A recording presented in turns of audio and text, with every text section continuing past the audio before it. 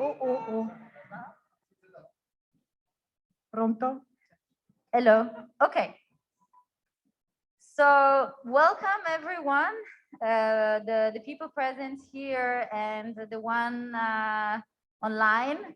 We're very happy to be finally here in Venice at this event at the Biennale di Venezia in the Padiglione Italia.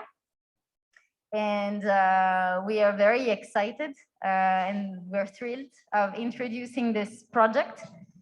We are a European project and we are towards the end of our experience and we are representing the TripleA-Reno project.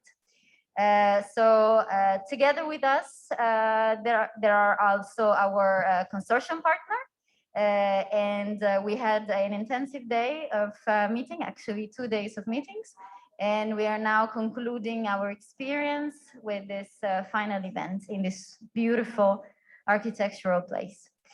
I'm just going to give some small forwards of introduction. The event today has been made possible by a collaboration with the Italian pavilion, so Comunità Resilienti, of course, which we thanks for also the technical support. And for making this possible, so thank you a lot. But also and especially, my thanks go to two important partners that made this event possible today. And yeah, my special thanks goes to Federcasa and specifically to Ater Venezia, so l'azienda territoriale per l'edilizia residenziale della provincia di Venezia, which is represented today by the architect Stefania Spiazzi, and by more at the general level, Federcasa, so Michelangelo Fabrini, our thanks goes to you as well, and to our umbrella association, Housing Europe. And also here, my special thanks goes to Abdu for the friends, so Abderrahim, but really thank you for making this happen. So we're going to have a very tight program today. Initially was planned until 5. Let's see if we can squeeze it with 30 minutes in advance, but you can stay with us until the end. So we are really trying not to make it too boring, but this is a very exciting moment for us. So this is the agenda for today. We're going to have 5 keynotes from 5 excellent presenters and friends and partners of this wonderful project.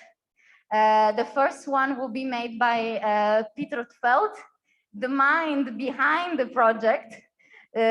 So Peter is a senior consultant at Hagen Consulting Engineers, and he's going to provide us with a short introduction about the general framework and the key results on the project.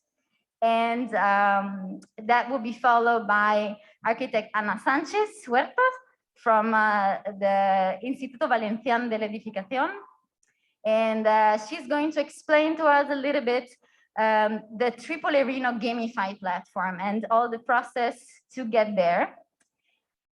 The next presentation will be from Jure Verstreck from the institute from the research and innovation from University of Ljubljana. And Jure is an engineer, but as a training, but moved to social engineering. And he's going to introduce to us the TripleA-Reno social engagement approach. Another presentation will be followed by Abderrahim Kairi from Housing Europe, presenting our TripleA-Reno board game. And then finally, but not least, a keynote speak from Professoressa Anna Rita Ferrante from University of Bologna, introducing the attractive and people-oriented actions for the deep renovation. So without any further ado, I'm going to leave the talk to the Architetto Stefania Spiazzi. Just an introduction and some institutional greetings to thanks again. And the speak from Architetto Spiazzi will be in Italian. Tolgo la mascherina secondo te?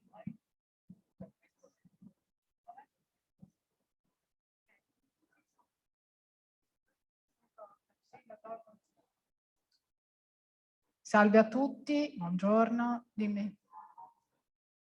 Tolgo. Vai. Salve a tutti, buongiorno, benvenuti alla Biennale di Venezia. Faccio io gli onori di casa, diciamo, essendo l'azienda territoriale per l'edilizia residenziale di Venezia e rappresento qui appunto questa azienda e anche Federcasa. In questa occasione porto i saluti del presidente, del nuovo presidente di Federcasa, il dottor Novacco, e i saluti anche del mio presidente dell'azienda, che è il dottor Fabio Nordio, che fa parte del board, diciamo, del consiglio della nuova federazione. Federcasa, come Ater Venezia, non sono nuovi a partecipare alla Biennale di Venezia. In particolare Ater Venezia ha partecipato nel 2016 con un padiglione portoghese, ha appoggiato lo Stato portoghese nella realizzazione del proprio padiglione all'interno del piano terra di un edificio non ancora completato della Giudecca, progettato dall'architetto Alvaro Siza. Federcasa invece ha partecipato nella stessa biennale o forse in quella precedente con un altro progetto che era un progetto di murales, di interventi diciamo fatti dalle aziende nazionali, regionali e con i vari progetti sviluppati dalle stesse. Quindi oggi partecipare all'interno della Biennale al Padiglione Italia con questo progetto europeo forse è una forma di continuità con quello che comunque si prefissa di fare sia a livello locale sia a livello nazionale un'azienda come le nostre per le case popolari. Sperando quindi che ci possa essere una continuità con il progetto che abbiamo sviluppato fino ad oggi insieme, che i risultati di questo progetto possano essere esportabili, possa essere sviluppati in per altri aspetti, che possono essere il risultato diciamo esposto in una futura Biennale Architettura.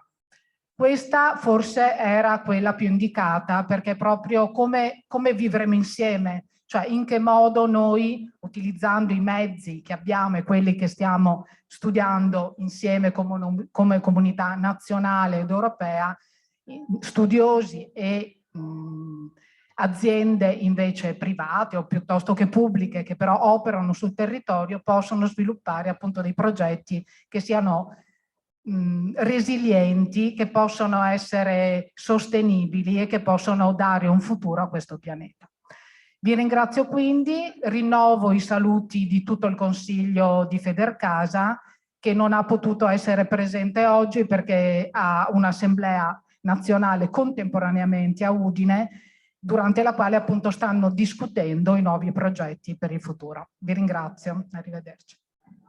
Grazie mille architetto Spiazzi e noi continuiamo in inglese. So we're going to move again to the English. So I'm going to give to Peter the pointer as well.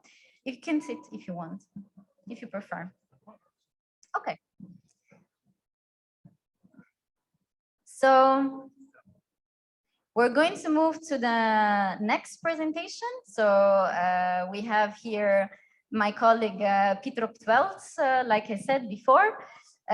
So the big mind from directly from the Netherlands behind this European project. Everything started more than 4 years ago, not 40. 40, maybe something else. But everything started 4 years ago. Peter had in mind this brilliant idea of writing a European proposal to be funded by the European Commission about attractive, acceptable, and affordable home renovation. And now we are towards the end of this project with many successful results. We're very happy to present And so I'm going to leave the stage to you, Peter, to tell us a bit more in 10 minutes about TripleA-Reno. Thank you. Thank you, Simona. I will try to squeeze it indeed into 10 minutes. I'm Peter Opveld, working at Huygen Engineering Consultants, and I give you a brief introduction to the project. So, knowing that in fact our buildings in Europe account for almost 40% of the total energy use and 36% of the CO2 emissions, we know that it is necessary to come to an effective action, and it's crucial to make Europe climate neutral in 2050. At the same time, only 1% of the building stock is under renovation each year, and that number should be increased. Can I move the slides by this? Okay, yeah. So, in fact, if I come to the overall aim is that, of course, we want to retrofit, especially residential housing, towards zero energy. And we will do this especially by making acceptation and decision-making on deep renovation more attractive for the users, for the homeowners, for the building owners. So what is in fact the TripleA-Reno innovative and unique approach? In fact, what we try to do and why we want to make and how we want to make it attractive is that we do it in a number of levels that are attractive and understandable for homeowners and building owners. So in fact, we have the first level, that's the design level, where you have the co-creation, where you can make the decisions. You have the second level, the construction phase, and finally the third level, the in-use phase. And we try to make this understandable and attractive by means of gamification. So more in detail about the first level. The first level contains several tools, like, for example, a design app, a more logical design wizard. It gives also a database of all kinds of measures and concepts. It gives also information, not only to homeowners, but also to craftsmen, to companies, and together they can come to a co-creation to make a good renovation and a nearly zero energy renovation. Quite important, and this is quite unique in our project, is that it's not only on decision making, it's also on the construction itself, which is normally very vague to a homeowner. He doesn't know what happens.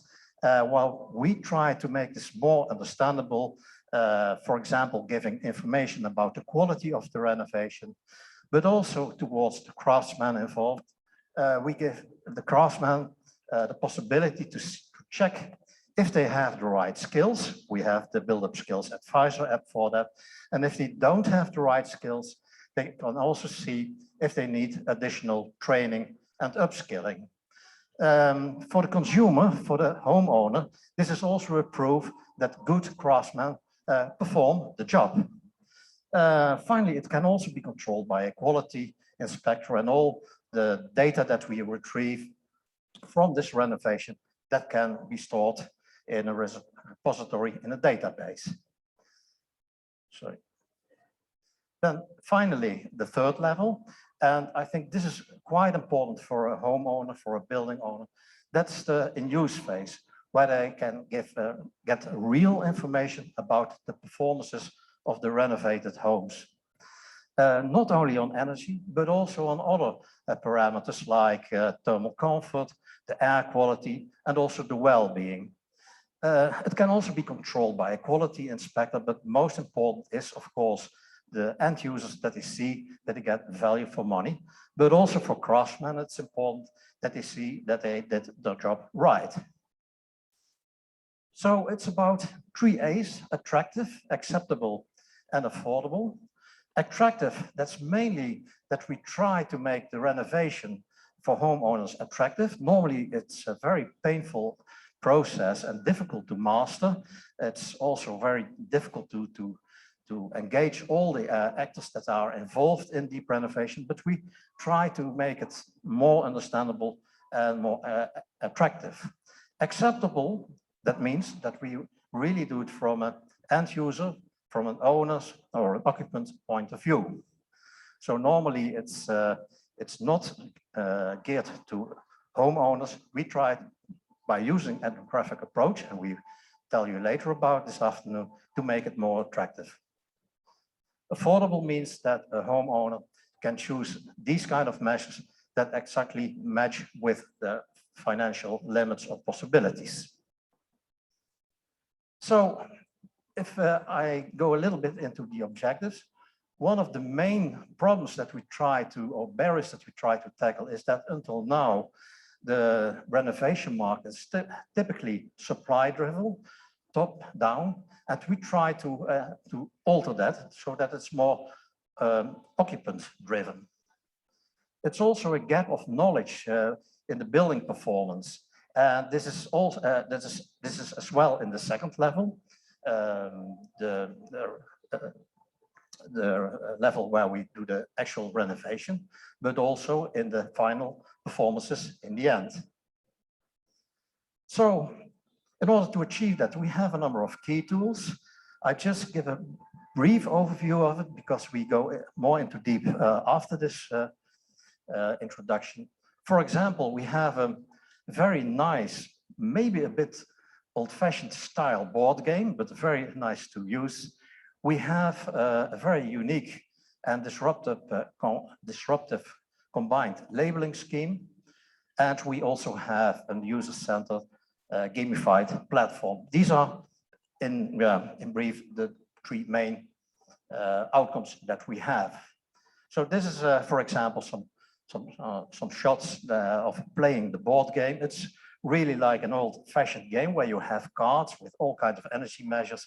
And the intention of this game is to gain as much energy points that you can get and make decisions. Then about the combined labeling, this is really a unique outcome and product of our project. Normally, labeling only concerns the energy performances, but a homeowner wants to know more. He wants to know if he lives in a comfortable house, in an attractive house. So we also give information about thermal comfort, the air quality, the well-being, and this is all combined in one label. This is quite unique, and we also use this now in numerous other projects that are more in a new generation of energy performance certification. Then finally, we also have the gamified platform where we can do a kind of a design co-creation for homeowners, building owners, with a design wizard where we can select all kind of measures. It gives information about the energy performance, but also about other aspects as well-being, comfort, maintenance, etc. And a homeowner can choose a favorite scenario that he wants to explore, and he or she sees what it costs, what it delivers, and what he gets. Quite unique in our project is that we work with 5 umbrella organizations. Most of all, important towards homeowners and users of homes are Housing Europe, addressing the housing federations in Europe, and UIPI, the International Union of Property Owners. But we also address the professional architectural branch by Architects Council of Europe, the engineer branch by RIVA, and also municipalities by ICLEI. And these umbrella organizations, they have all kind of very nice actions, like, for example, the TripleA-Reno home show, roadshow. During COVID time, it became the home show, but nevertheless quite effective. We have, of course, webinars. For example, we just had a webinar on our board game about the combined labeling scheme, but we also have all kinds of promotion campaigns like Hero at Home, giving homeowners simple tips how to make their homes better and more energy efficient and more healthier. As it is a typically implementation project and we have umbrella organization on board, we also think it's very important that we give policy recommendations And these policy recommendations are not only to support and to give input to the European Commission, but also to support, for example, the European renovation wave. So we give recommendations about how to perform with one-stop shop concepts for several types of buildings, owner-tenant structures, roadmaps, renovation passports, quality control. We also make links to the construction skills projects, and we also focus on stakeholder engagement.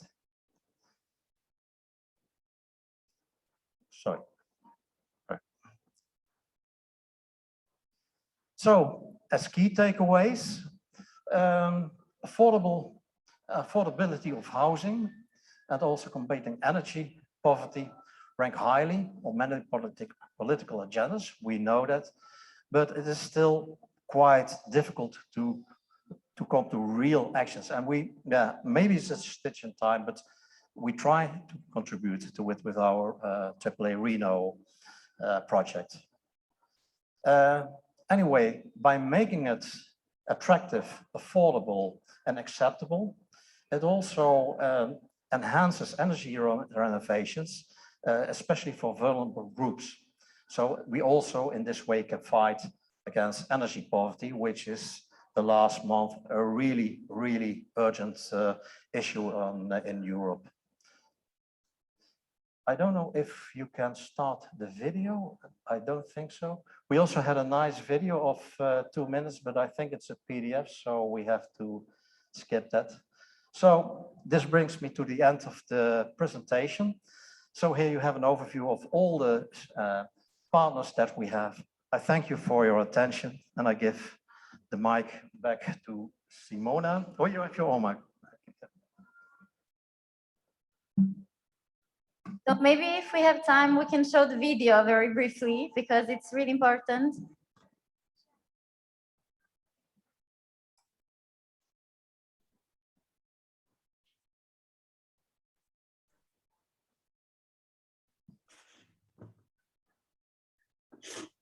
There we go.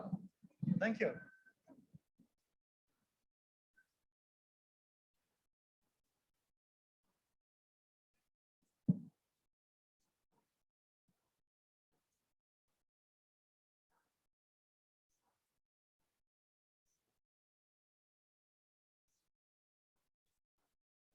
To limit climate change, we need to refurbish almost all buildings in EU in the next 30 years.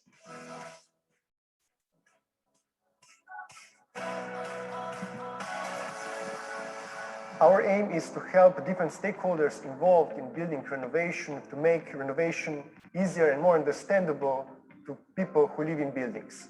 In many cases, the building renovation of multifamily buildings does not take place because of social issues or because people living there owning cannot come to an agreement. In the project, we developed tools from board game as a decision algorithm to start, to comfort and energy labeling scheme that helps you to evaluate the energy use and indoor environment quality, and online platform that guides you throughout the building renovation. These tools support this process and make it easier for people to start talking about renovation and start basically discovering what options are available to them and finding the right solution for the problems that they're facing. We provide a reality check on the terrain because our researchers, ethnographers go to actual people. They talk with them from different organizations to understand their contexts. Because in these projects, usually there's high-level researchers, companies that do not necessarily have a connection with what is happening on the ground. And our institute provides such reality check.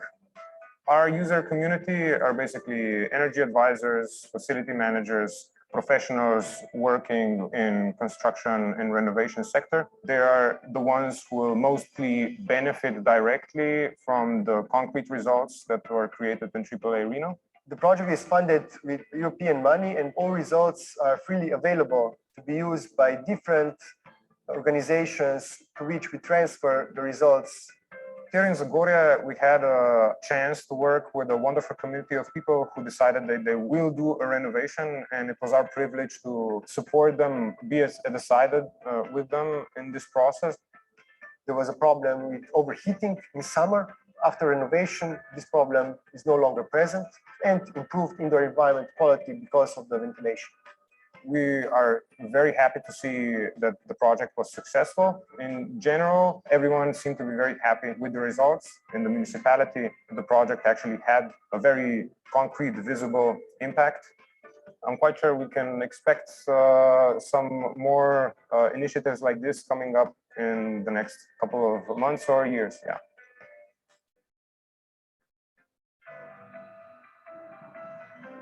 So thanks a lot, Peter, for this introduction to the TripleA-Reno project. And please go to the European Sustainability Energy Week website and vote for our project, because we need your votes for the citizen engagement category. And you will see Yura's face, you cannot get wrong. So let's move to next presenter. I'm here with the architect Ana Sanchez, directly from Valencia, and she's going to tell us a bit more about the TripleA-Reno gamified platform and the co-creation process to get there from the perspective of an architect that dealt with ICT and dealt with co-creation to take into account users' needs. So Anna, the stage is yours. Thank you, Simona. So yes, what I'm going to explain very briefly, it's how the TripleA-Reno platform was built and has the shape that finally has. We will explain this very briefly in around two concepts. In the one hand, the pieces that make are part of the platform. This is the tools that you can find there. Which how did we arrive to those tools? Well, from the study of the different users, their needs and their expectations, and so we had defined the functionalities that could be useful for them. How we did this, you can have more information now when Jure is doing his presentation.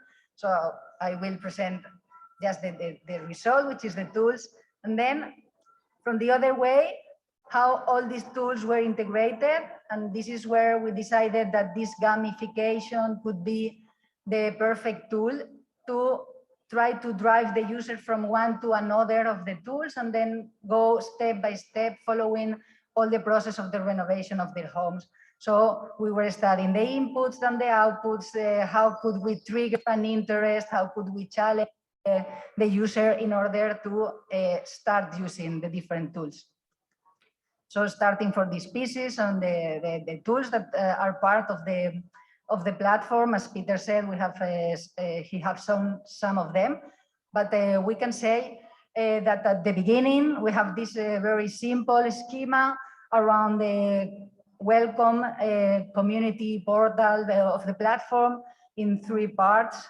Some part for trying to make the process attractive, so to show the users what other users have done. Then another part to help them to design and know about the options that they had for doing the renovation. And then another part more personal in order to manage all the projects and make the follow-up of the decisions that they have made. Slowly, this was more and more complicated. So as you see, we started in this part, but then with the wizards, we could get some starting information, some labels estimated in order to make them know more about their options. But this they could store in the dashboards, so they could store different options in order to make their decisions. They could then combine with other tools, so this first approach was more and more complex, and then not have only a diagnosis, but a proposal of a renovation that they could do, that they, of course, could also store within the dashboard. Also, these proposals could be then uploaded into the carousel for others to know what your intentions and what your projects were like. So then from the beginning, you could also see what others were thinking, what others were doing. Then finally, you could make a decision, get to find your craftsman, your contractor, and hopefully do your renovation. When you do this, you can also go and check if everything was okay as you think it was going to be. So you could make the self-inspection, or you could contact an expert, or you could even connect with some sensors in order to evaluate if your initial thoughts were really like that. So you got your new validated labels and know if your project was a good performance. So then again, be again in the carousel. So as you see, the design were more and more complex, but at the end of the day, it's not so difficult. We have all these boxes with all these arrows, but at the end, the user what can see is a web page. We are all very used to use a web page where you can navigate and then see this kind of comparison filter in places where you can see what others have done, or at your own space, you can always manage your own projects, or then in the wizard part, in the design part, to get to see what are your options. Here, we made many different options because the users have different skills and different profiles. So for example, we have this more technical, more design in the measure by measures, following one strategy or another strategy according to the user's interests. Or maybe you could do something more easy in like a mobile application, much more visual. Then you could, of course, do it offline because these kind of profiles are also there. So you could use the board game and really get some options for the renovation. And then we realized that also we had to draw people into the platform from the outside, not just from the web page. So we decided that it was interesting to have something that worked disconnected at the beginning from the platform, that could be emailed or sent or appeared like a pop-up in other platforms. So we made this simplified questionnaire in order to get this first more simplified diagnosis, which at the end of the day will lead you into the platform and try to use the other tools. You could also connect with the build-up skills applications to get you into the best contractor for you. Or you could then evaluate and self-assess if the work done at your home was the proper one. Or you can even, as we said, connect with all the ecosystems of sensors that could be then downloaded into the platform in order to get you more reliable information. Like, for example, the combined performance level for professionals, who gives you a much more complex diagnosis on the performance of your home. So we had all these tools that have been performed during these 3 years, but then we didn't want them to be some standalone tools that you cannot go from one to another. We wanted them to be like a whole thing. So that's why we do this gamification thing, thinking of what we can take from this application and try to use for the next one, and how we trigger the interest and how we challenge the user from going to from one to another. So this is how you see that somewhere we ask something and then a trigger gets there and a challenge is done, and then you go for the next application and then you get your points and then you get your badges, and then slowly and step by step you go through the whole ecosystem of the tools. Here we can see the one by one. You get to the project portal, and then he asks you, who are you? Then you can be a visitor, and then you go to see some of the tools, but not all of them, and not with all the functionalities. But if you are registered, you are challenged, you register, and then you get your points, and then you access the tools with more privileges. Then when you go to the tools, you can do whatever the tool does, but maybe in a very basic mode.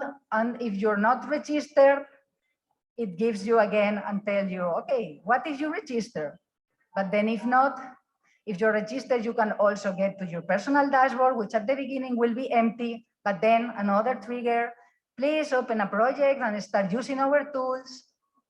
you save and you get more and more functionalities and functions inside the different tools and inside the ecosystem of the platform.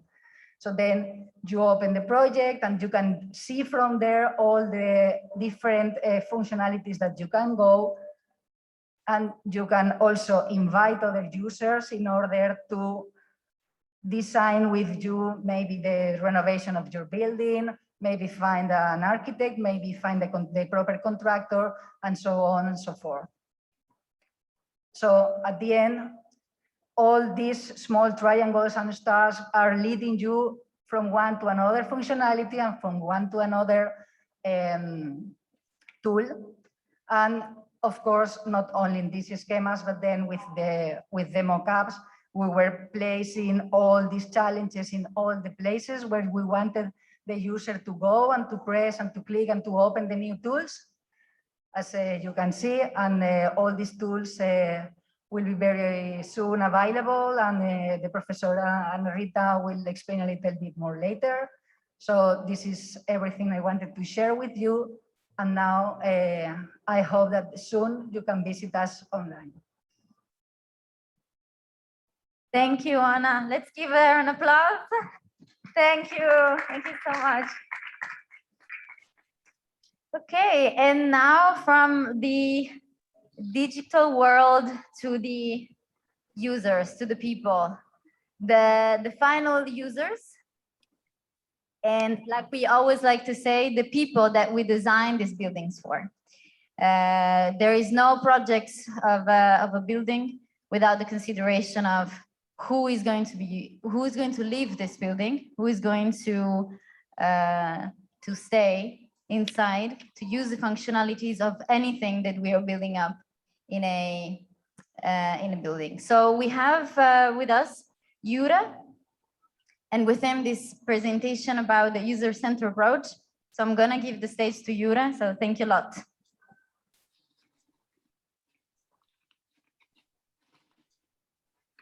Good day, everyone. My name is Jura Vetršek. I come from the Institute for Innovation and Development, University of Ljubljana, and I used to be an engineer. After working with humanists and social scientists, they got me title of humanistic engineer, meaning I try to understand both worlds and translate. So why humanistic engineer? Because our principal research method that we use in interdisciplinary research is anthropology, or it's dealing with people, what they do, what they need, more precisely ethnography that studies behavior and habits and practices. We embedded all these humanistic ethnographic findings in TripleA-Reno, where we dealt with renovation processes. What are the decisive factors beside the traditional or explicit ones that you understand immediately?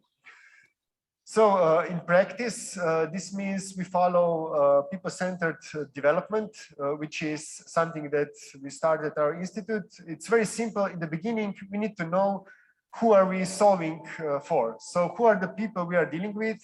So the residents of buildings we're trying to renovate. We need to identify in a structured way what do they want. We need to do the research. Then we need to understand how will these findings be interpreted together with solutions that are suggested.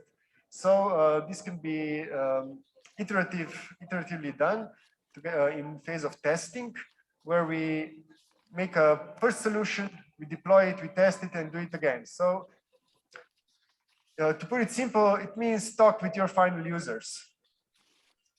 Practically, these were semi-structured interviews, focus groups, participant observation, which is going to the terrain, talking with actual people that will be affected by the renovation.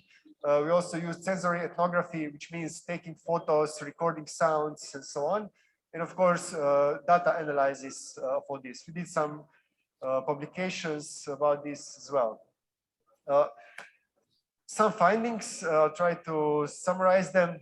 3 A's, affordability, attractiveness, and acceptability, are always concepts defined by your social cultural contexts.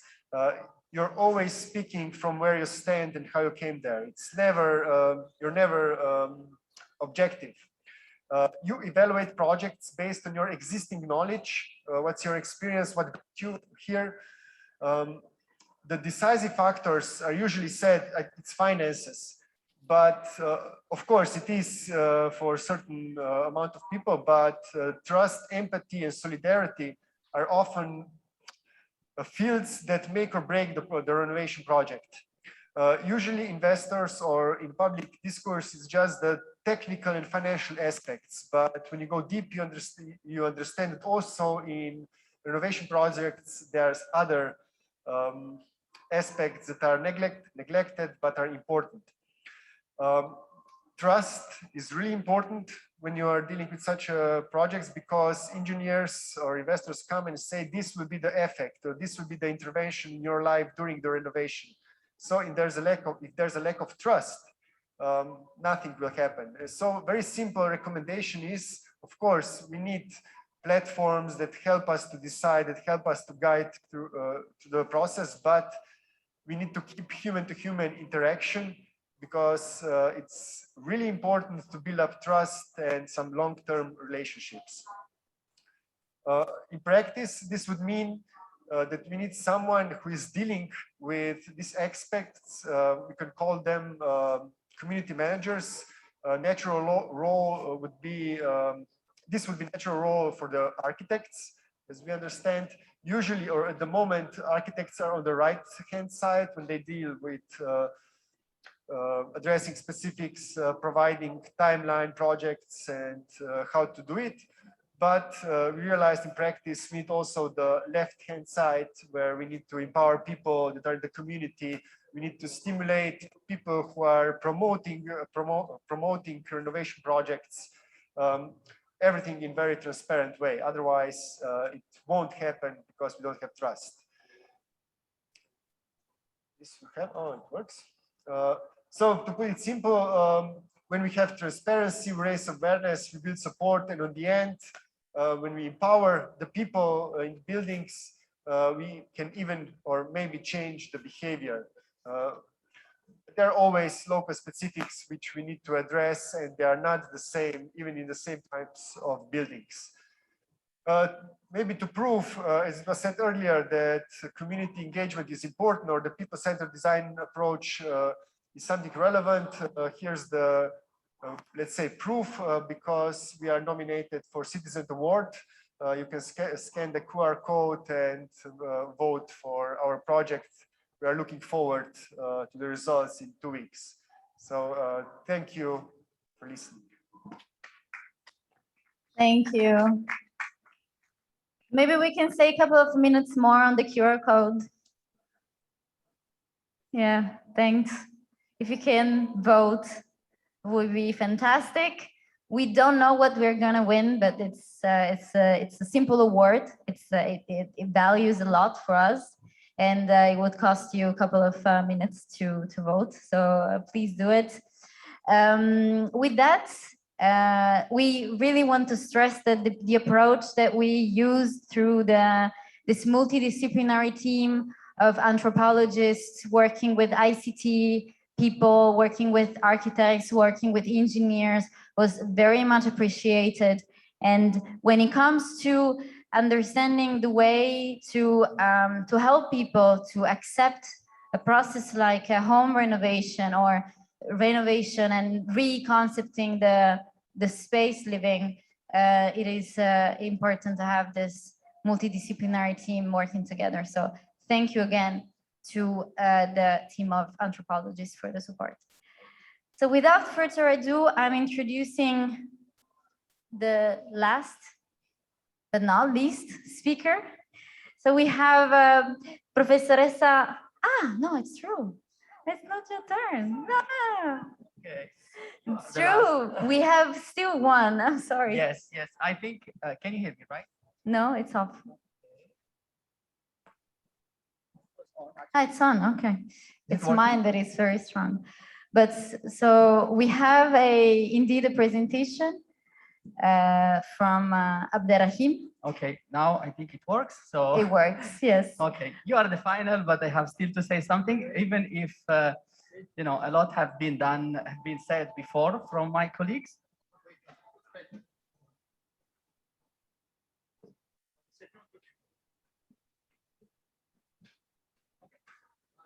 Okay, so buongiorno a tutti. Good afternoon, everybody. How many times you were surprised from an energy bill? How many times you have received a heating bill way beyond your expectations? How many times have you tried to reduce your energy consumption and still you got a high energy bill? Did you know that the total housing cost represents more than 40% of the disposable income? This means that we pay more than 40% to the housing expenses, which includes, of course, the energy bill. It is crucial to start saving energy consumption, but also to save our pockets. TripleA-Reno has an objective. So AAA has been mentioned. What does it mean? So now you know it. A for acceptable, affordable, and attractive. We believe that we have to involve everybody, all the parties in the renovation process, not only the experts, but also occupants, residents, people who are living in that house in the end. And everybody should be available to understand or knowledgeable enough to understand these dynamics of energy renovations. This is why we created the board game. According to Albert Einstein, play is the highest form of research. And playing is not just about winning and losing, but also to involve people to understand complex concepts in an easy and funny way. Just a brief, let's say, definition of the energy transition game. This is what I decided to write. It is an interesting, joyful way of learning how to reduce the energy consumption playing. The TripleA-Reno board game can play an important role in facilitating the dialogue between homeowners, residents, housing associations, and landlords. And this can be used by everyone, 12 plus, let's say, and from construction professionals, occupants, tenants, homeowners, housing associations, students. The game is also an excellent training information, excellent for information and educational purpose. The goal is to make deep renovation acceptable, attractive, affordable. In the following slides, I will focus on the acceptable part of the project. Can renovation with tenants be easy as a game? So we start testing the game board in Valencia before COVID. So this means years ago. But we played it for the first time with different people, with different expertise or with no expertise. And still, we managed to learn about new concepts on how to make your home more energy, how we say, Simona? To save more energy, energy saver, sorry. We also played the game with our members. We organized multiple events just to show how to use the board game in order to involve tenants, residents, housing associations to create this, to fulfill the approach in order to involve everybody. The game was let's say, planned for an offline use, but still during the COVID, we managed to organize an event that has been highly attended by our members. ACE, the Architect Council of Europe, also organized a session to play the game with the architects, and also was a successful event. So to conclude, let me say that the board game is useful. It's very important to, it's very useful to understand difficult concepts from people who have expertise or who doesn't have expertise.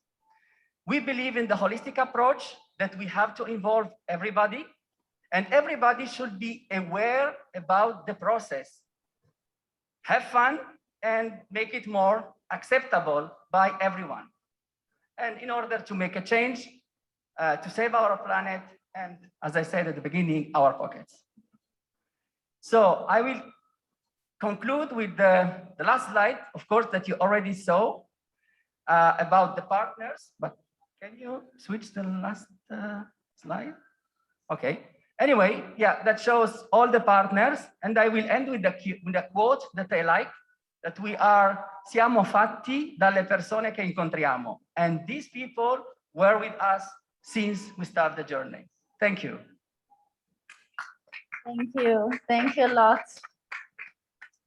This was a very, I'm gonna take this off. It was a very insightful presentation, and it was beautiful to see you and Domen and Sébastien back in the days looking at the board game, the first version.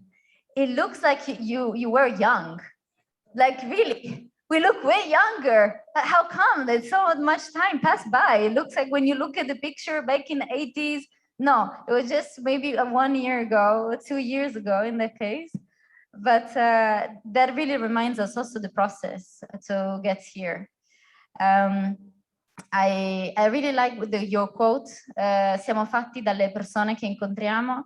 And indeed, this project could have not been the same without this team of people that became friends along the way as well. So yeah, thank you again for this quote. So we're going to wrap up our round of presentations with a keynote from Professoressa Anna Rita Ferrante, questa volta è vero. So the presentation is going to be in English. Some things are going to be said in Italian, but hold with us.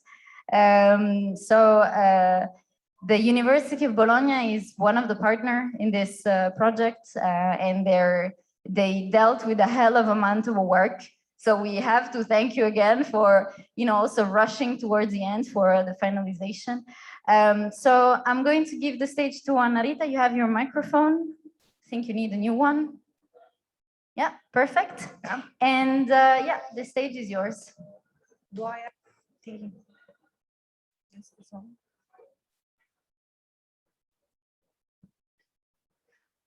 Good afternoon, everyone, and welcome to this very short keynote that I'm going to have about some insights on attractive, acceptable, and affordable home renovation. We have mentioned this title with a different order, but I think that all of these different attributes have the same importance.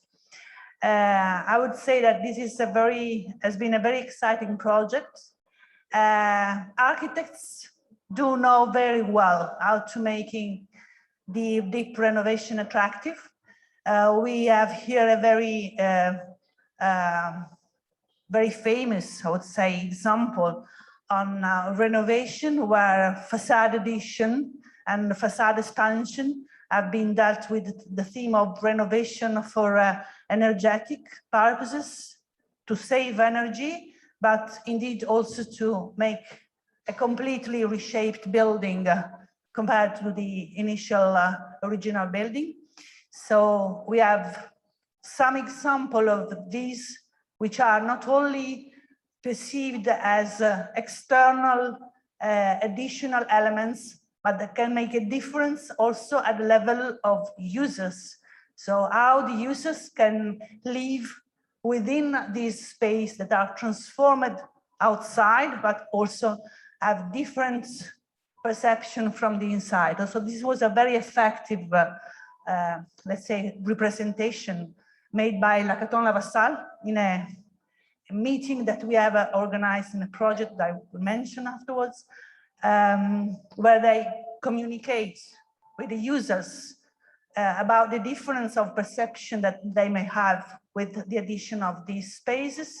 So we have before and after, and they could understand which could be the difference of their same room perceived and lived with this transformation that was planned by these famous architects.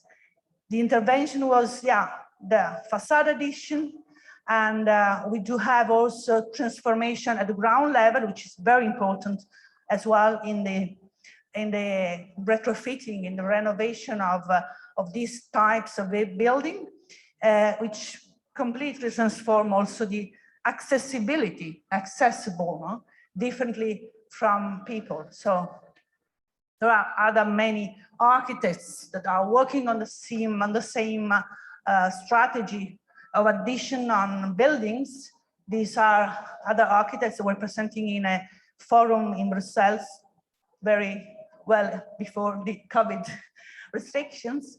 And these are some of the master and courses degree that we are performing in the courses of technical architecture at University of Bologna, where we are playing, designing with students about facade reshaping.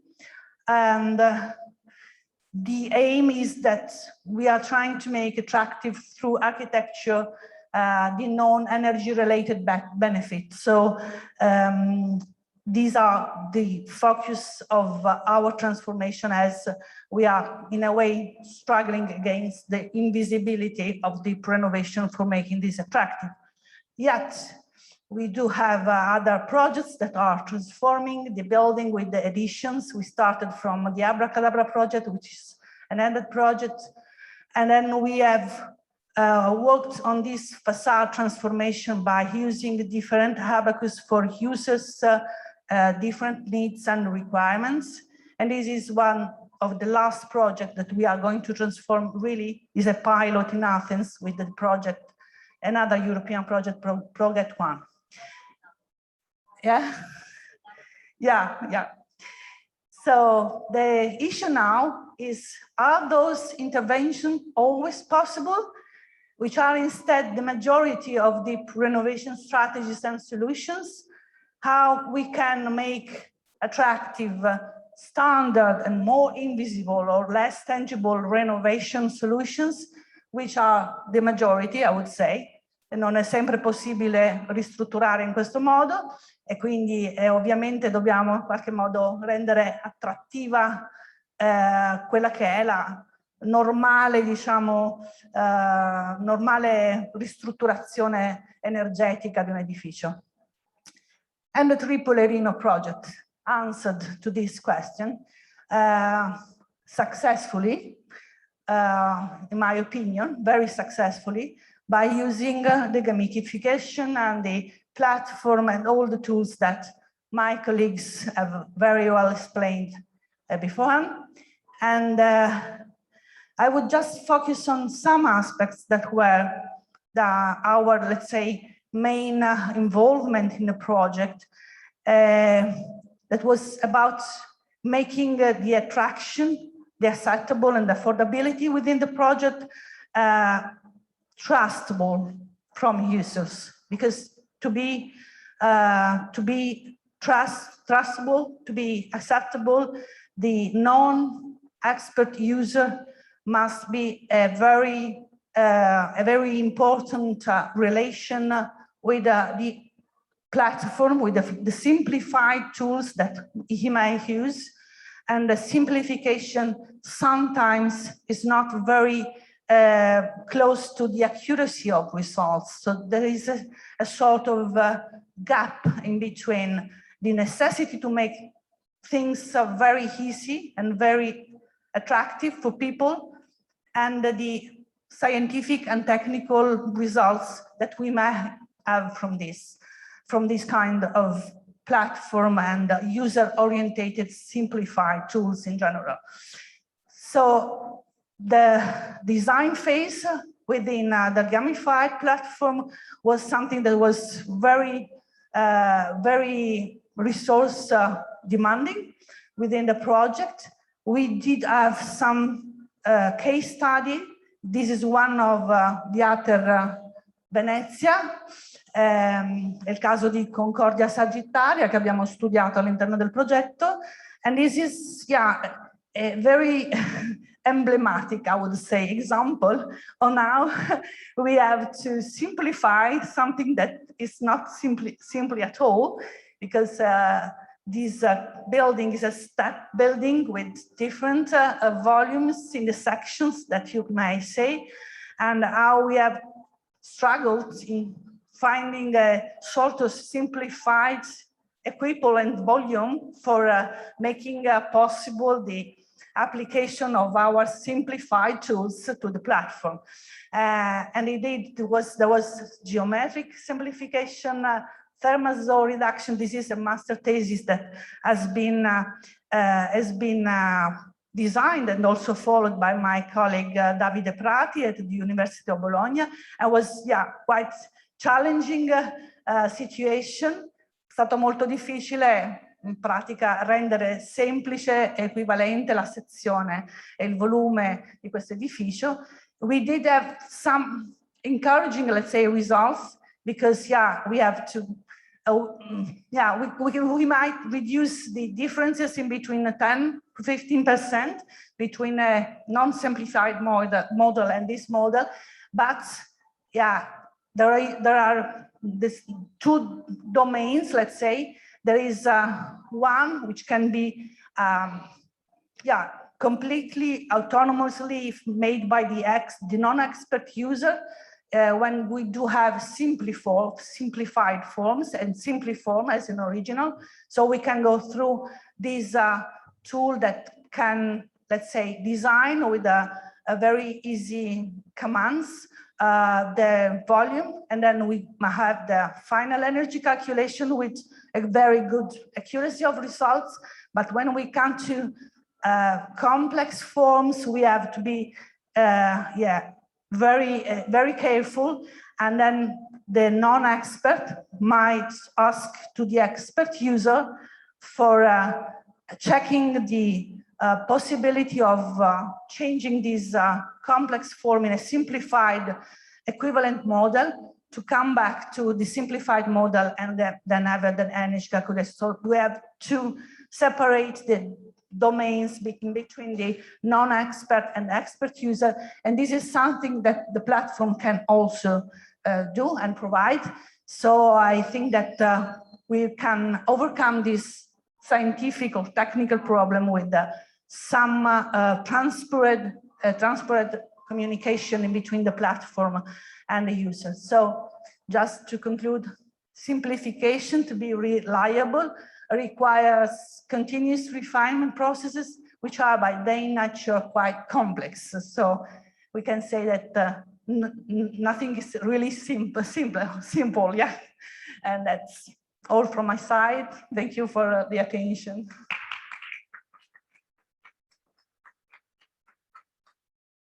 Thanks, Anarita, thanks a lot. So we arrived toward the end of our presentation, our keynote speech and speakers. So I would ask the speakers to come and sit here. We have 5 chairs, so I think we can all sit. One here, and we can take another one from there, yeah. So we can all sit here. And in the meantime, I would also Yeah, I think we can maybe have, oh, you can, okay, you shown the picture, so it's perfect.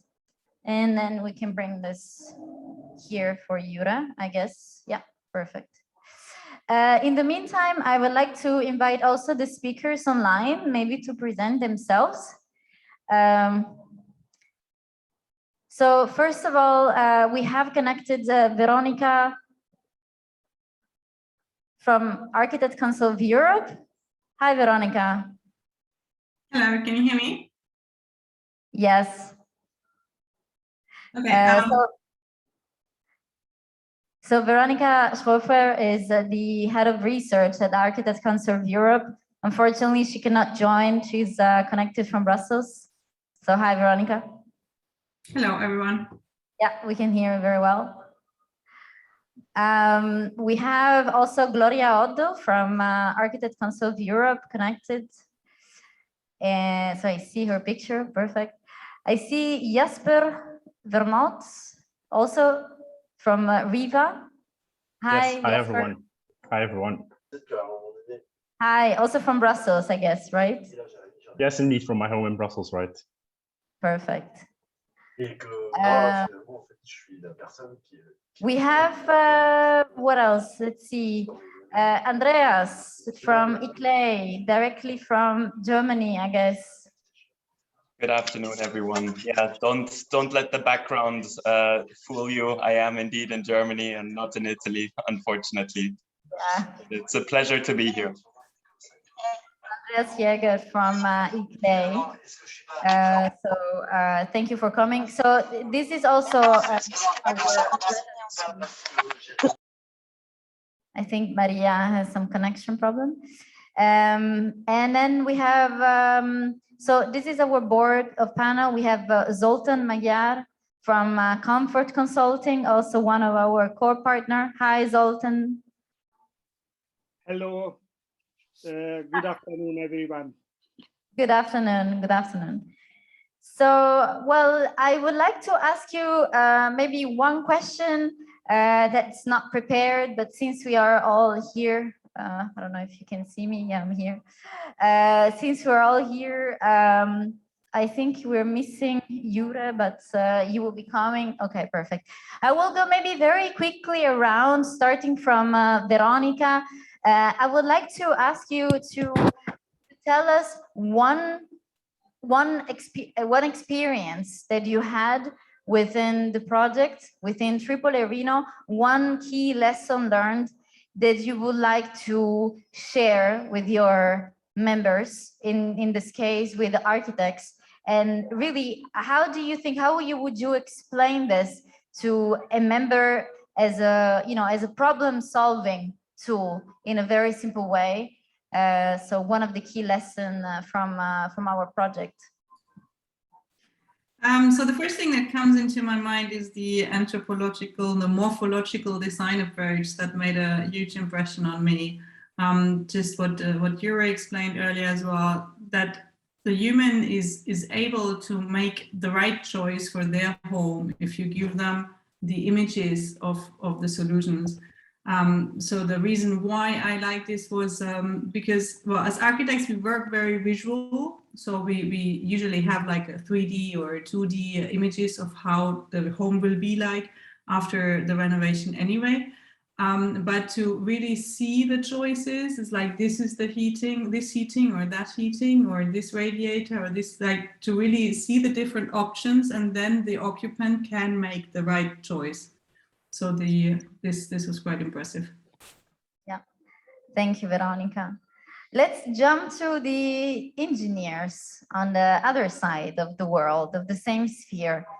I think the response might be different. So we know this just position between architects and engineers. So Jasper, what do you think? What it would be the most useful results or key takeaway from TripleA-Reno that you would like to communicate to your members?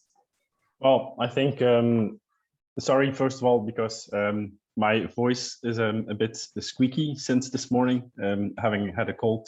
But yeah, I think in the modern day landscape of the building sector, you see tremendous amount of continuous innovations.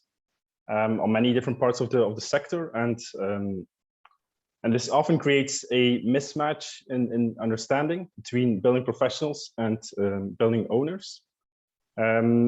So, and one of those aspects is in terms of terminology, where building professionals are not, and engineers are not often not able to clearly convey the insights and ideas to non-experts.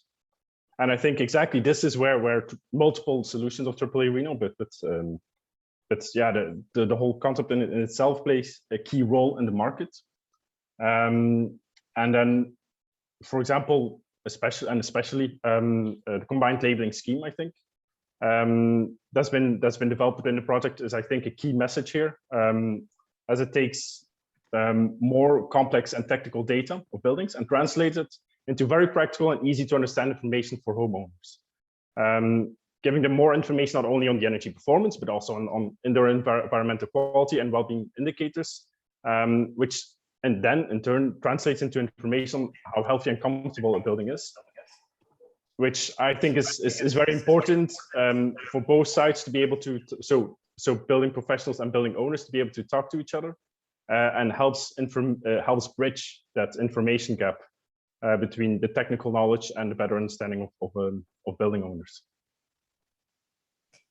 Yes, thank you, Jasper. And since you mentioned the comfort label, maybe we can ask this question to Zoltan, which was one of the key developer, let's say, of this tool for non-professional and for professionals. What do you think? It's indeed one of the key lessons learned from TripleA-Reno that you would like to share with us today. Yes, thank you, Simona. I think that nowadays everybody is speaking about energy saving. We would like to save energy, and of course we would like to save the money. But if you think about just the saving, in this case, the easiest way time to switch off the heating, and that's all. You can save a lot of energy and you can save a lot of money. But anyway, what we would like to achieve, the better indoor climate with less energy and less money. And then to achieve this goal, we would like to use the occupants and to make the renovation together with the people, because it's not possible to solve this problem only with the engineers. And it's a key question.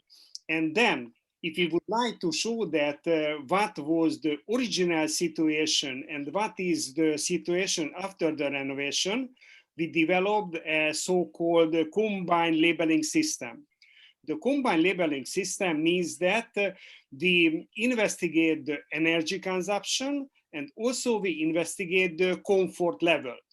And then, as we already investigated after the renovation the results, we can say that the saving is typically, but it's very important that the indoor climate is better.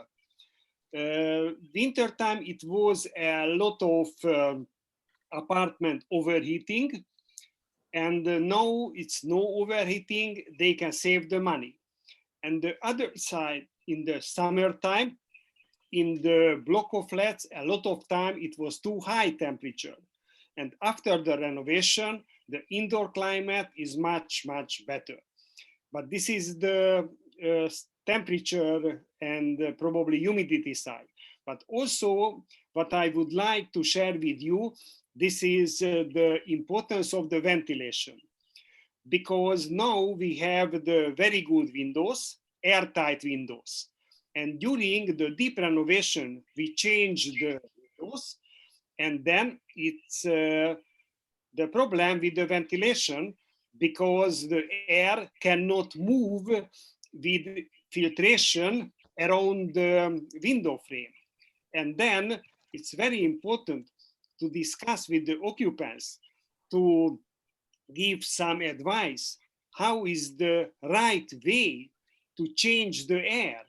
And I think that the main aim of the TripleA-Reno project is to involve the occupants to the deep renovation and to found a gamification way. And I think from this point of view, it's a very useful and perfect project. Thank you. Thank you, Zoltan. Thank you so much. And also, thank you for describing so specifically your vision and to give tangible examples as well, because it seems that we architects, sometimes we always try to describe things for bigger systems, but it is important also to provide tangible examples. And I would like to make a jump of scale, since we mentioned the detail of the building installation of the window frames, up to the building block into the city scale. So having with us also ICLEI, which is representing the interest of municipalities in using tools like such, like the one developed by TripleA-Reno. I would like to hear the opinion of Andreas. What, in your opinion, bringing the interest of an umbrella association working with municipalities, what is the key takeaway from this project? Thank you, Simona. I think what we learned by having a lot of discussions with local government stakeholders in the context of TripleA-Reno, but also before, is that they are very ambitious in terms of their climate goals. They are very driven to decarbonize and often are more ambitious than national counterparts. Taking into account that the built environment is a huge source of GHG emissions, it is quite clear that local governments have to take action in that area if we want to reach our decarbonization goals in Europe. So there is a lot of pressure and a lot of ambition. At the same time, we are facing resource issues at city level in terms of technical capacities, financial capacities to drive renovation programs, to set up one-stop shops or citizen advisory and support services. So there is a bit of a challenge there to really realize the increase of renovation rates that is needed. And at the same time, we then have these really innovative concepts and platforms emerging that would make life a lot easier for our local governments, that they do not have to reinvent the wheel when they then think about establishing services that go beyond physical one-stop shops, but also include virtual offerings, websites, platforms. And there we see a lot of potential of projects such as TripleA-Reno to avoid having to reinvent the wheel, to help local governments bring together a very locally fragmented renovation market. So this is why we are very enthusiastic, and we have been following TripleA-Reno progress from the beginning, and yeah, it's been a fantastic experience. Yes, and we have a wonderful policy report from your side that will also become available. So for everyone interested in that field, that is a unique amount of information that have been analyzed through a meta-analysis, 1,000 words and documents that have been scrutinized to come up to the document. So I really suggest to share this once available. I see that we have Maria Figueiredo from UPI connected, but I think you have some connection problems. Yes, sorry. Yeah. Yes, Simona. Sorry, I had a hard time connecting it first, but I think now everything is working. Yes, sorry, Maria. We cannot hear. It might be complicated because we tried several options, but I think that you can see me with video, right? Yeah, we can see you now. Great. Hi, so nice to see you. Yeah, we got some connection problem, but finally you're with us. So I'm going to share the same question with you. So Maria is representing UEPI, so the International Union of Property Owner, and somehow UEPI was the bridge to the property owners and understanding how tools supporting home renovations could have been brought also into associations and members representing the interests of owners that renovates the houses, for instance, for their tenants. So what is the key takeaway that you've learned from these projects? Well, this project was very interesting from many points of views, and I think we learned a lot. And throughout the whole project, there were many initiatives that were very important. This year, at the beginning of the year, we did a survey, I think, where I'm hearing echo, but I don't know why. I don't know if you're hearing it too. Is it better? Yes. Is it better like this? Yeah, It is. Yeah. Okay. So it was important to use the survey that was conducted with TripleA-Reno this year, because it really allowed to understand where property owners were standing in terms of willingness and readiness to renovate. And this was very important because it's important to know what people are ready to do and what is their real situation, to understand how a platform such as TripleA-Reno can be useful, and other key exploitable results such as the board game or the combined label. And what we learned is that, yes, people want to renovate, and that there are some barriers to renovation. And platforms or projects like TripleA-Reno really help to let's say to soften these barriers and to make help homeowners and property owners in general to renovate in an easy, understand, acceptable, affordable way, because this is what the market needs, and people need to have a simplified way to understand what is the situation, because as Zoltan was saying, it's very good to be able to measure the real situation of a household and understand how your comfort and how energy and efficiency can be improved. And the platform of TripleA is very easy to use and very easy to understand. It's not everyone that might have the technical knowledge that would usually be required to make a self-evaluation.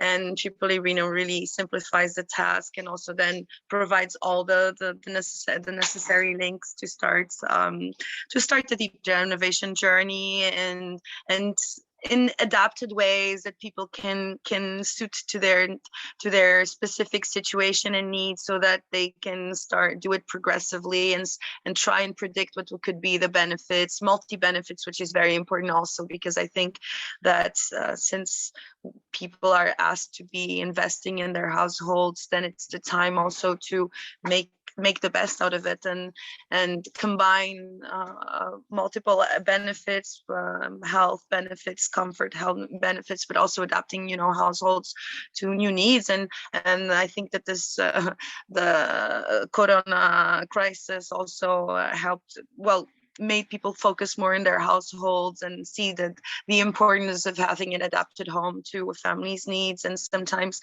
things change throughout life, so it's really good to have such a tool available. Another thing I would like to highlight is that also the board game can be very useful for multi-apartment buildings, for example, to help decision making, to make the process easier, because this is also a very big obstacle in Europe. We have a lot of multi-apartment buildings in which it's maybe not the easiest. It's not easy to sometimes go for deep renovation, because sometimes you need to have everyone's interests aligned, all the property owners that are concerned, and this just makes everything much more difficult. But having tools that not only are easy to understand, that allow you to foresee results, and also to play around to try and align interests, is very useful. So it was great. So working in this project, we, as JPI, we think it's a great tool. We are happy to promote it, and we have recently organized several events around Europe, and we're still organizing them, in which we present this tool, among other things, and try to bring climate policies closer to citizens. And it has been great to observe that there's a very good response in the market, that people are very interested to use these tools and are looking forward to use it. So so yes, it was very good for UIPI to be part of this project, and we hope that these tools, that all that was developed, will serve everyone, but in particular property owners and in Europe, and help us all reach the future we were trying to build. And we thank you. We thank UPI for the great effort and for the engagement until the end, also with the roadshows and events at the local level. So in Liège, in Budapest, and in Basque Country right now. So we are also looking forward to receiving more news about this. And so we know that also newsletters will come. So thank you, Maria, for connecting and giving us your vision. But now, to make a parallelism, we spoke about the private sector and how a tool like TripleA-Reno can incentivize the homeowners to renovate.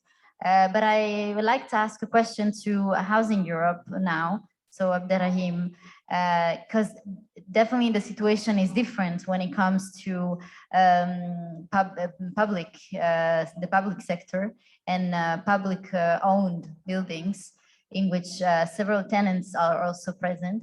So how the decision making works in that sense, how the public authority decides to renovate, and how a tool like TripleA-Reno could support also from one hand the decision making process, and the other hand the acceptance of such works.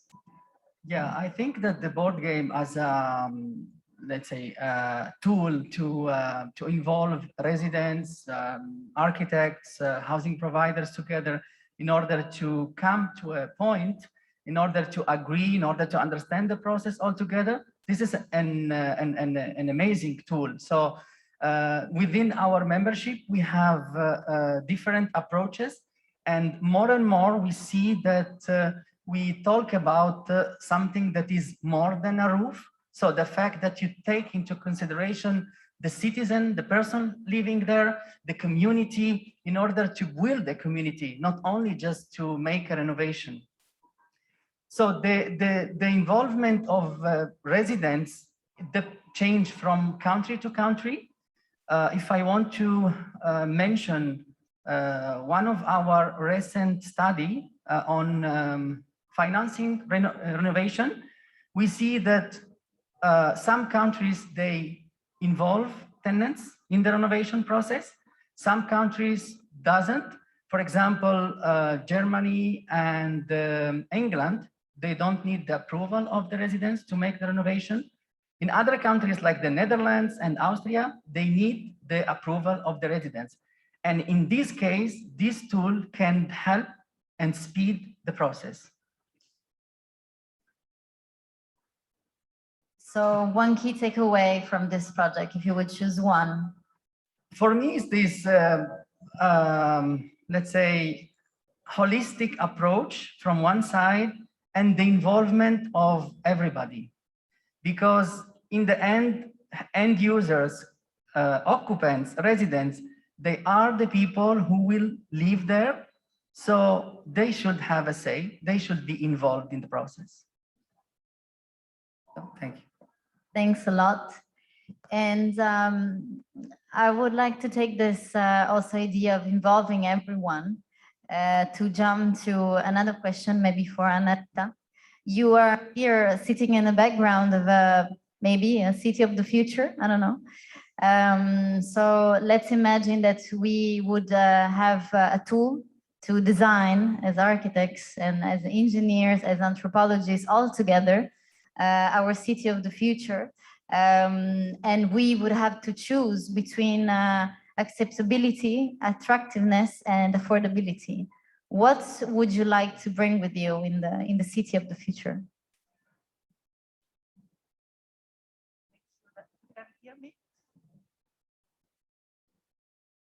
Can you hear me? Can you hear me? Okay, sorry. With the mask, I could. Indeed, okay. They are, as I mentioned before, yeah, they are all the three very important.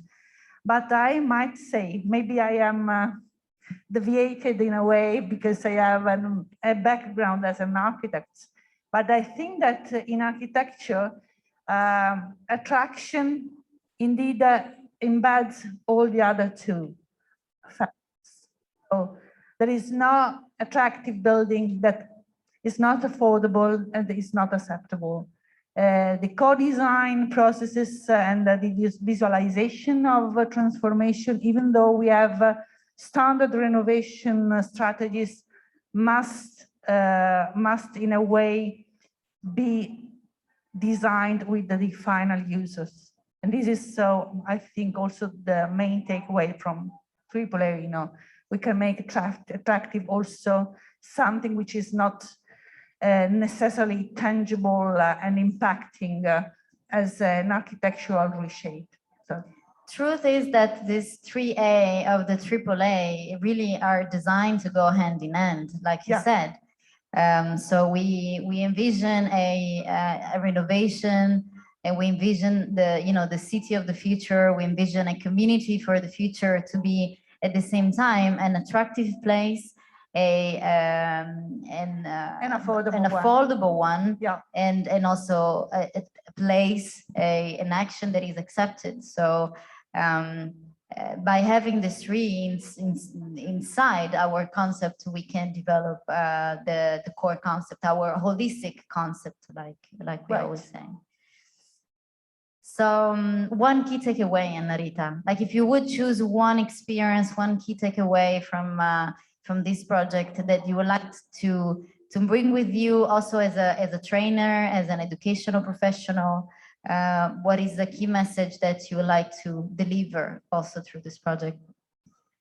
That visualization and graphic and imagination can be designed by architects even without any kind of a strong transformation in architecture. So this is what I have learned from this project, which is indeed a very attractive project because the platform was designed and all the journey also from the ethnographic, the colleague is not here anymore, but from the ethnographic research was based on the idea on having people as the main background. So yeah, this is part of the teacher, my teacher activity, but we often forget to consider in the most appropriate way people inside the architectural environment. So we should do that more. Yeah, take that and bring it also to the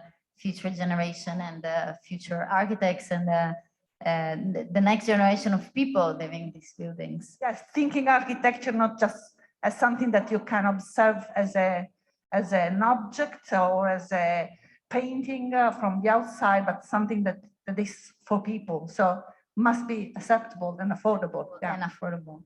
Exactly. So we concluded a round of our speakers. So we kept Peter up to the end, but not for importance. We heard different opinions from architects, representatives of umbrella associations in Brussels, but we have here someone who of European projects and European research made a living, right?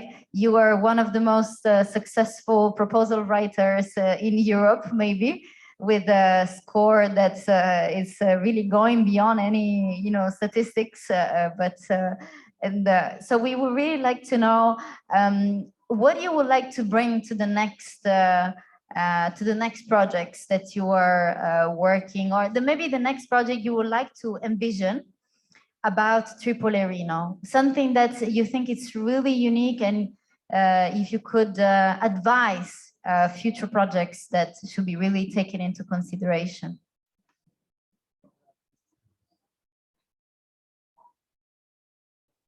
Thank you so much for these warm words, Simona. It's a little bit overwhelming for me. Yes, let me start 4 years ago when I started to write this proposal together with Jan Kroonwijk from ISSO. we really had a dream, a real dream, a vision about how to make renovation much more attractive, because it was always very difficult. And I think after 3.5 years, now that we work together now, we achieved a lot, but 3 years, 3.5 years is too short to really come to a real step forwards. But it is more than only stitch in time that we did. For example, one of the things that I learned, and is also my main key takeaway and also recommendation for everyone who is going to write proposals, because I'm not doing that anymore. Not sure. For me, working with anthropologists, that was really a game changer, but that has to do with the fact that I'm an engineer by education. And engineers, they can come up with beautiful technical solutions. And really, believe me, for renovation, technical solutions, renovation kits, that's not the problem. We can invent them, we can build them, that's not the problem. But the problem for us engineers is that these homeowners, these occupants, always spoil our solutions. They don't understand it. They spoil our energy predictions. They are horrible. They are really a pain in the deep for us. Until I worked with anthropologists, and they learned me to work the other way around and just ask what they want. And that is something that is so important. And TripleA-Reno is, strangely enough, a pioneer project in this. We had at that time, when we started this project, 2 projects working on a people-centered approach, and that was new in that time. You will not believe it, but now if you read all these calls in Horizon Europe and Live, you read everywhere people-centered or user-centered. But at that time, it was not common, and we were the first one who did it with quite a success. So this is one of my main key takeaways for if you are going to work on proposals or whatsoever, always start from the end user or the people point of view. What do they want? Yeah, we always say that buildings are built for people, right? And we shouldn't forget that. Otherwise, we have a meaningful block of concrete or raw materials put together and aggregated, but it's not meant to provide any benefits. Exactly. So, and it's not buildings that use energy, but the people inside. The people inside that use energy. That's our mantra for the project. So I would like to conclude this panel with a final question for everyone, for our panelists online and for our keynote speakers here at the Padiglione Italia. I would like to start again with Veronica from Architects Council of Europe. So very quickly, and then we'll go through the whole panel. We thought about benefits. Benefits can be tangible, can be intangible. What is, in your opinion, the main benefits in providing attractive, affordable, and acceptable renovation for people? And what do you think, indeed, this will be the game changer for the resilient community of the future? Maybe a difficult question, but we will like to have an easy question, an easy answer. What a question, Simona, seriously. Because I mean, in theory, all renovations should be attractive, affordable, and So I don't know. I mean, this is how it should be. So I don't know. To name a benefit of this is difficult, because I would hope that the norm is like this. Renovation can only be done if it's affordable. I think the affordability is one of the main things. Especially in times like this. and most of all for the private property owners, of which Maria probably can speak more. So yeah, so I don't know, it's a really difficult question, to be honest. I don't know how to answer it because we should address this in the next project, yeah, benefits can be multiple. So that was maybe the aspect that we wanted to highlight. So what will be the benefits that could be highlighted to support the development of the resilient community of the future, taking the lesson from TripleA-Reno? I think the main benefit is to highlight that it is all about people, as every one of us has highlighted it before. It is actually about the people and the humans living in the house, about us wanting to be in a comfortable house, in an affordable house, in a nice house, us using energy and so on.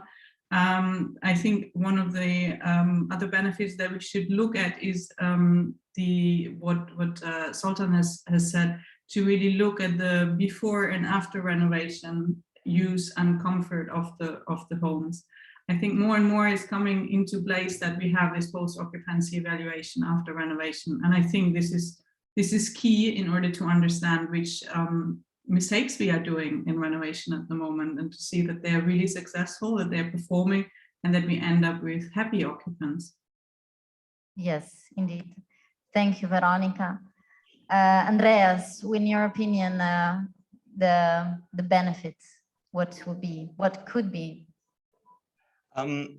Just looking at it from using the word investment and the return on investment, it is often that a government at any level would think about, okay, I am putting this amount of money in and what comes out. And renovating homes goes beyond financial indicators. It is health, it is well-being, and that has socio-economic impacts that need to be put into this equation. So as Veronica said, we need this data in order to inform evidence-based policy making, so that governments know, okay, there is a real factual basis for pushing renovations because it supports the health of our communities, it reduces the cost on our national healthcare system, it increases biodiversity, perhaps, if these kind of things need to be quantified, and then I think that would decrease one of the key barriers that governments often face in their decision making. Yeah, and if governments are able to decide and to take decisions, then it will be easier also having a cascade effect also on public investments, private investments, and so on. So what is the vision of the private sector, so the union of property owner, in terms of the benefits of renovation? Well, renovation, as it was said, as I said before also, so there's a lot of multi-benefits and everything should be taken into account. And renovation is also about improving quality of life in general, right? And by making it inaccessible we don't want to ask people to improve their quality of life and do it in a way that's a burden for them.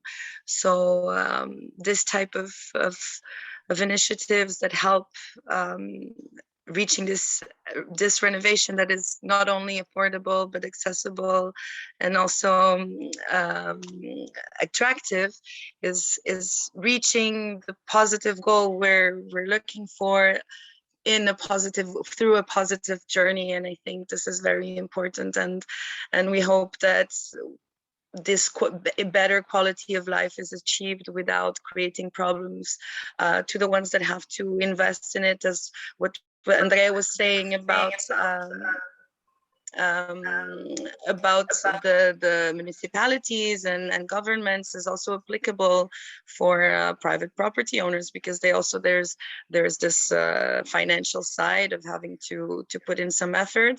But I think that if we manage to highlight how this investment has very positive returns that actually multiply and bring you different types of benefits, it's not only a financial benefit, but also benefit in health and comfort and being in living a healthy life, and then it increases also happiness. So yeah, I think the benefit is really being able to reach a better future, and also with a better lifestyles and happier people in general.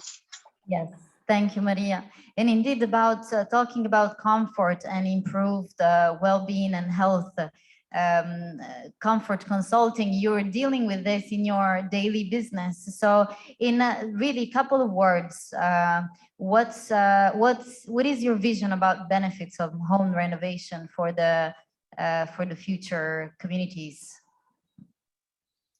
As we spoke before, main benefit is to involve the occupants, the owners for the renovation. As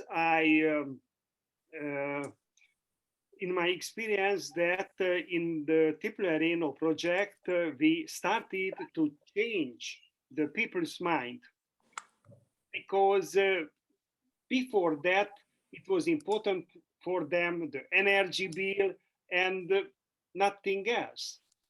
And then now they recognize that what is the way of the saving. They change something, what will be the results? And then I think that one of the key questions is the monitoring, because a lot of cases, it's a renovation and that's all. Nobody knows the results. Even the neighborhood has no information about it. And if we split the results, the project, and the people can speak and discuss with the other occupants, is much better than you as the architect or me in the engineer can force the renovation the people. And the other thing that a lot of people would like to renovate the home, the apartment, the houses, but just step by step. If somebody tell them, oh, change the window, it will be everything much better. It's okay, because everybody will see. If somebody change the boiler, you can save much more energy, but nobody will see it. So the visibility of renovation. So what Anarita was saying as well, like sometimes home renovation are intangible and can bring intangible benefits.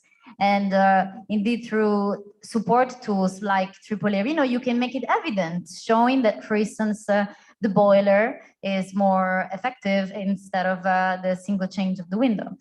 Yeah, thank you, Zoltan. And because you mentioned something which is more on the engineering side, I would like to hear really a couple of words from Jasper, your vision, the members of architects from engineering world, the key benefits for you from TripleA-Reno to the resilient community of the future. Well, I think when talking about multiple benefits, like as mentioned a couple of times before already, it's and as what Zoltan just mentioned, it's more than just about energy performance. It's about the health, the indoor air quality in buildings.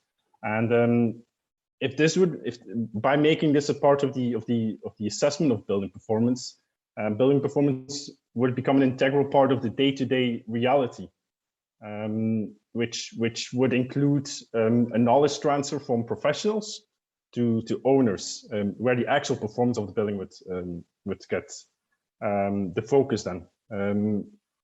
And I think as a result of that, building professionals can become more of a home coach, kind of say, just to for lack of a better term, a sort of home coach that can provide an ongoing service to building owners that can help them make the right choices and adopt the best behavior. And this would help building owners be in the driver's seat with their home coach, being the building professional, next to them, providing them guidance throughout this journey. And building professionals would become more reliable and deliver higher quality and more people-centered work. And services as a result of increasing their own knowledge and benefiting from the existing feedback loop. That did this collaborative model that we are proposing, it's not just for the final users of the platform, so the people living in the apartment, but is indeed the collaboration and collaborative models of the professionals working to get to the solution.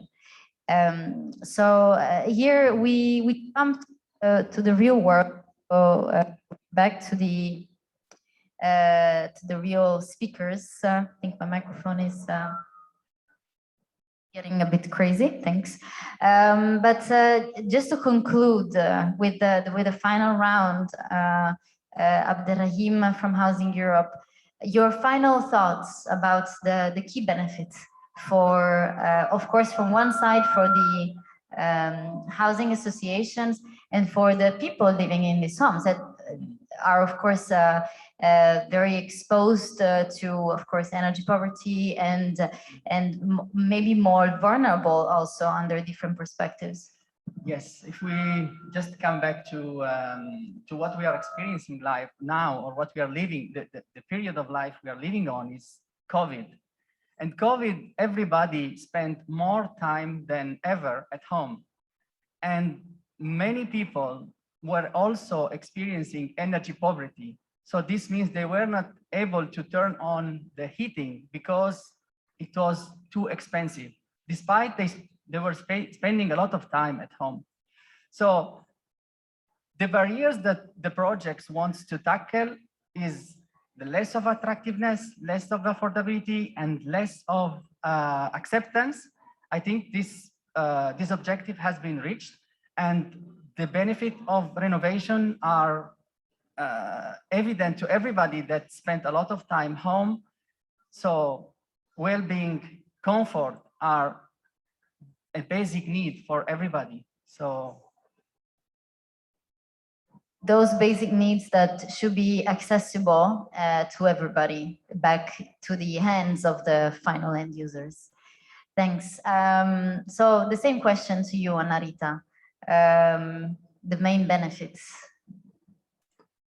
Oh, okay. Being a multi-beneficial project in the idea of the proposal from the mind of the coordinator, I think that, yeah, we should focus on this aspect of integration with benefit. I like the idea of Jager of embedding in the equation of energy saving and money saving or payback time also the parameters of acceptability and affordability. Whether we succeed in this endeavor or not, I think that we should start by accepting that these aspects of affordability and user-centered design should be, in any case, the starting point of any design process. So this is what I would like to add. Yeah, and I think we could continue forever to add elements to our equation in this, or maybe are simply parameters that are helping to optimize our equation. But I think we can have a parallelism to a single equation with to a coefficient, and here we have a very long equation that is trying to get more and more precise. So Peter, you conclude our carousel of benefits and co-benefits and hidden benefits. So what is your opinion? Let me speak about the hidden benefits as the benefits for the stakeholders. And of course, home and building owners are already very well addressed. what I see is that TripleA-Reno had many results that are now being used in other actions and other projects. And that is something that we can really be proud of. For example, if you look at the combined labeling, it was a dream that we had already from many years ago, Zoltan, you can remember that. It came true in TripleA-Reno. It's now, it's now being used in quite a lot of projects dealing with the next generation EPC projects. So this is a very good result that we have, but also the idea to combine energy rating with thermal comfort rating and air quality rating, well-being rating. This is also now embedded in the smart readiness indicator, which is very important for the near future. If I look to the overall methodology that we developed, it's very important and it is also breaking ground for projects on integrated home renovation services. There are many projects going on now that use or can use our outcomes. Also, for example, a project that we just started, Remodules, where we start with renovation hubs all over Europe. TripleA-Reno is really a key product to use in these actions. So this is my reflection. I thank you for this final conclusion. I would like to thank each of you for your participation online and in presence. And I really would like to close this session saying that this has been a wonderful journey. It had some bumps. Sometimes we had to take a curve. Sometimes we were going uphill. Sometimes we're going downhill. But at the end, I think we can proudly say that we achieved our goal, our scope. I think we achieved the creation of this community, at least internally, and the community of sharing of knowledge and insights. For sure, we are richer after this project, and we will bring this with us, and with the next project we will develop hopefully again together. I thank everyone connected online, and the people passing by, they might have thought, okay, who are this bunch of crazy people talking to themselves? But yeah, the project was incredibly intense, and we are also taking this moment to cheer, right, what we achieved. And I think there would be no better conclusion for this journey together in this beautiful environment. So again, I thank you, each of you, and I really, you really made my 3.5 years doing this job a wonderful experience, and I hope this is the same for you as well. You're all wonderful people, apart from wonderful colleagues, and yeah, let's take this forward, and let's use the same passion every day in our life to try to change this world into a cleaner, safer, healthier, more attractive, more acceptable, and more attractive and affordable world for everybody. Thank you a lot.